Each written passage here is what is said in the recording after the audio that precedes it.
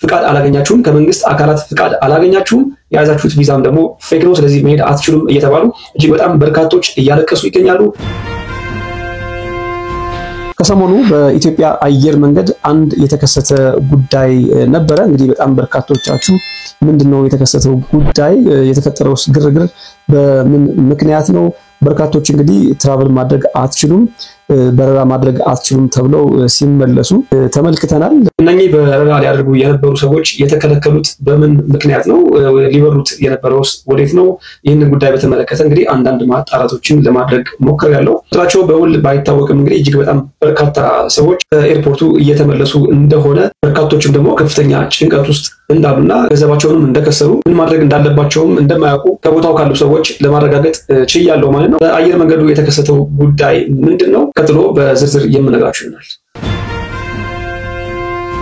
ከዚህ ቀደም እንደሚታወቀው ከኢትዮጵያ ወደ ዩናይትድ አረብ ኤሚሬትስ ለመሄድ እንግዲህ የተለያዩ ኦፕሽኖች አሉ። ከነዛ መካከል ደግሞ የኤምፕሎይመንት ወይም ደግሞ የስራ እንዲሁም ደግሞ የቪዚት ቪዛ ዋናዎቹ ናቸው ማለት ነው። መንግስት ባደረገው ማስተካከያ እንደሚታወቀው በቪዚት ቪዛ ወደ ዩናይትድ አረብ ኤሚሬትስ ለመሄድ የሚያስፈልጉ ሪኳየርመንቶች ወይም ደግሞ መስፈርቶች አሉ። ከነዛም መስፈርቶች መካከል አንድ ሰው ወደ ዩናይትድ አረብ ኤሚሬትስ ለመሄድ በመጀመሪያ እንግዲህ የፕሌን ቲኬት ያ ማለት የደርሶ መልስ የቆረጠው የፕሌን ቲኬት ያስፈልገዋል። ከዛም በተጨማሪ ደግሞ ሆቴል ቡክ ያደረገበት ማስረጃ ያስፈልገዋል። ከዛም በተጨማሪ በትንሹ 3000 ድርሃም ሊኖረው ይገባል ማለት ነው።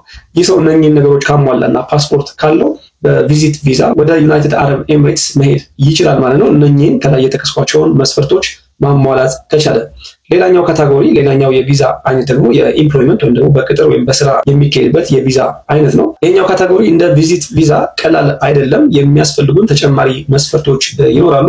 እንግዲህ በኤምፕሎይመንት ወይም ደግሞ በስራ ቪዛ ወደ ዩናይትድ አረብ ኤሚሬትስ ለመሄድ ከዚህ ቀደም የነበሩ አሰራሮች አሉ። ከዛ መካከል እንግዲህ ዱባይ ያሉ ሰዎች ቀጣሪዎችም ሊሆኑ ይችላሉ ደላላዎችም ሊሆኑ ይችላሉ። እንግዲህ ባለኝ መረጃ እነኚህ ግለሰቦች የኤምፕሎይመንት ቪዛ ወይም ደግሞ የስራ ቪዛ ይልኩላቸዋል። በኤምፕሎይመንት ቪዛ ወይም ደግሞ በስራ ቪዛ ከኢትዮጵያ ወደ ዩናይትድ አረብ ኤሚሬትስ መሄድ የሚቻለው ከስራና ክህሎት መስሪያ ቤት ማረጋገጫ ሲኖር ብቻ ነው። ምን ይደረጋል? ይህ የተላከላቸው የኤምፕሎይመንት ቪዛ ኦንላይን ኤዲት ይደረጋል ማለት ምንድነው? እንግዲህ የተላከላቸው የኤምፕሎይመንት ቪዛ ወደ ቪዚት ቪዛ እንዲቀየር ይደረጋል ማለት ነው። ኦንላይን የኤምፕሎይመንት ቪዛ የሚለው የቪዚት ቪዛ እንዲሆን ይደረጋል። የሚሰጠውም ደግሞ ለ60 ቀናት ወይም ደግሞ ለ2 ወራት ይሆናል ማለት ነው። ቀደም ብዬ እንደነገርኳችሁ በኤምፕሎይመንት ቪዛ መሄድ ስለማይቻል ኦንላይን ኤዲት የተደረገውን የቪዚት ቪዛ የኤምፕሎይመንት ቪዛ ነው፣ ነገር ግን ኤዲት የተደረገውን የቪዚት ቪዛ በመጠቀም ወደ ዱባይ ወይም ደግሞ ወደ ዩናይትድ አረብ ኤሚሬትስ መሄድ ይቻላል ማለት ነው። እንግዲህ በዚህ አይነት ፕሮሰስ ለረጅም ጊዜ ሲሰራበት ቆይቷል። ህጋዊ ባይሆንም ማለት ነው። እንግዲህ ይህ አሰራር ኮምፕሊትሊ ህጋዊ አይደለም፣ የኢትዮጵያ መንግስትም የሚፈቅደው አይደለም ማለት ነው። ነገር ግን በጣም ለረጅም ጊዜ በዚህ አይነት ሲስተም ኢትዮጵያ ውስጥ ያሉ እንግዲህ ከኢትዮጵያ ውጭ ያሉ ደላሎችም ሊሆኑ ይችላሉ ሌሎች የስራ አገናኝ ኤጀንሲዎች ይህንን ሲስተም ሲጠቀሙ እንደነበረ ለማረጋገጥ ችያለሁ ማለት ነው። ይህ የሆነበትን ምክንያት ሳጣራ ደግሞ ምንድነው እንግዲህ ዌብሳይት አለ። በዛ ዌብሳይት መሰረት የነኚህ ሰዎች ቪዛ ቼክ ሲደረግ የሁለቱም ቪዛ የኤምፕሎይመንት ቪዛም የቪዚት ቪዛም በተመሳሳይ ሁኔታ ለ60 ቀናት አክቲቭ የሆነ ቪዛ እንዳላቸው ብቻ ነው የሚያመለክተው። ያ ማለት ምንድነው ለኤምፕሎይመንት ይሁን ለቱሪስት ወይም ደግሞ ለቪዚት ቪዛ የሚታወቅ ነገር አልነበረም ማለት ነው። እዛ ጋር የሚያመለክተው አክቲቭ ቪዛ በዩናይትድ አረብ ኤሚሬትስ ለመቆየት የሚያስችል አክቲቭ ቪዛ እንዳላቸው ብቻ ነው የሚያመለክተው። አይደንቲፋይ ለማድረግ ለመለየት አስቸጋሪ እንደነበረ ከተለያዩ ምንጮች ለማጣራት ሞክሬያለሁ።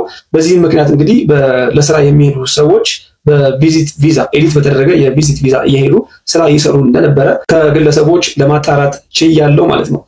በዚህ ሰዓት በኤርፖርት የተፈጠረው ምንድነው? እንግዲህ በአሁኑ ሰዓት እንደሚታወቀው መንግስት በራሱ እነኚህን ወደ ውጭ ሀገር ወይ ደግሞ ወደ ዩናይትድ አረብ ኤሚሬትስ የሚሄዱ ግለሰቦችን እያሰለጠነና የተለያዩ የስራ ዕድሎችን እያመቻቸ መላክ መጀመሩ ይታወቃል። ታዲያ በዚህ ምክንያት በኤምፕሎይመንት ወይም ደግሞ በስራ ወደ ውጭ ሀገር የሚሄዱ ሰዎች ምናልባት ከመንግስት አካላት ቀደም ብዬ እንደነገርኳችሁ ከስራና ክህሎት መስሪያ ቤት ወር ደግሞ ከማህበራዊ ጉዳይ እንዲሁም ከሌሎች የመንግስት መስሪያ ቤቶች ማረጋገጫ ሳይኖረው እንዲሁም ደግሞ በመንግስት አካላት ፍቃድ ሳያገኝ ወደ ዩናይትድ አረብ ኤሚሬትስ መሄድ ከልክለዋል ማለት ነው። በአሁኑ ሰዓት እንግዲህ ከኤርፖርት ያገኘሁት መረጃ እንደሚያመለክተው ቀደም ብዬ በነገርኳችሁ መንገድ በኤምፕሎይመንት ቪዛ ወደ ዩናይትድ አረብ ኤሚሬትስ የሚሄዱ ግለሰቦች እየተከለከሉ ይገኛሉ። ወደ መጡበትም እንዲመለሱ እየተደረጉ ይገኛሉ። አንድ ተንቀሳቃሽ ቪዲዮም እየተመለከትን እንገኛለን። ይህ የያዛችሁት ቪዛ ፌክ ነው፣ ትክክለኛ አይደለም፣ ኤዲት የተደረገ ነው። በመሆኑም ፍቃድ አላገኛችሁም፣ ከመንግስት አካላት ፍቃድ አላገኛችሁም፣ የያዛችሁት ቪዛም ደግሞ ፌክ ነው፣ ስለዚህ መሄድ አትችሉም እየተባሉ እጅግ በጣም በርካቶች እያለቀሱ ይገኛሉ። ሁላችሁም የያዛችሁት ቪዛ እዚህ ያላችሁ ሁላችሁ የያዛችሁት ቪዛ ኤዲት ስለሆነ መሄድ አትችሉም። በትክክለኛው መንገድ የስራና ክህሎት ሚኒስቴር አለ ዝጋው አንተ ተልቻውራ ነው። ስለዚህ የስራና ክህሎት ሚኒስቴር ካዛንች ትሄዱና ስልጠና ትወስዱና በዚያ በስልጠናው መሰረት የትም ሀገር ዱባይም ይሁን ስድስት ሀገሮች ስምምነት ያላቸው ሀገሮች ላይ መሄድ ይችላል። በዚህ ቪዛ ግን ኤዲት በሆነና ፌክ በሆነ ቪዛ መውጣት አይቻልም።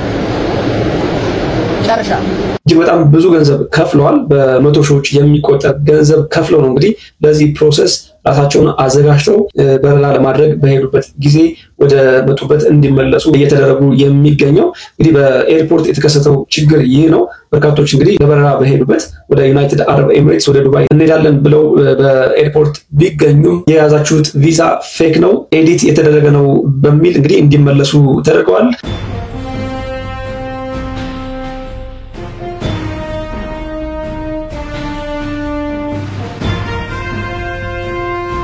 ይህንን ጉዳይ በተመለከተ እንግዲህ እጅግ በጣም በርካቶች እየተነጋገሩበት ይገኛሉ። የመንግስት አካላትም ይህንን ጉዳይ በተመለከተ ምላሽ እየሰጡ ይገኛሉ።